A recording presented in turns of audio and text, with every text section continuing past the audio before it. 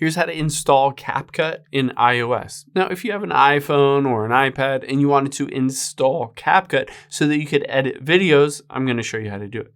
Let's open up the App Store on your phone here and tap on search. And we're just going to search for CapCut.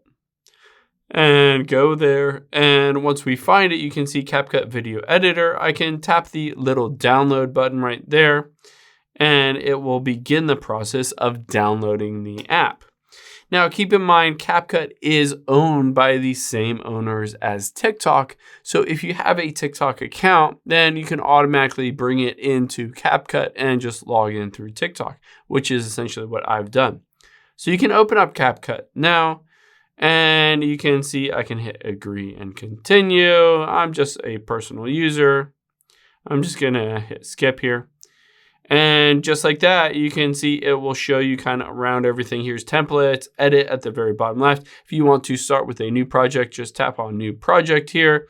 You can see at the very top is Pro. You can tap on it and basically just sign up for TikTok Pro, which allows you to get a bunch of different filters, effects, all of this stuff beyond what is normally offered in the free version. But the nice thing is the free version has a lot of capabilities.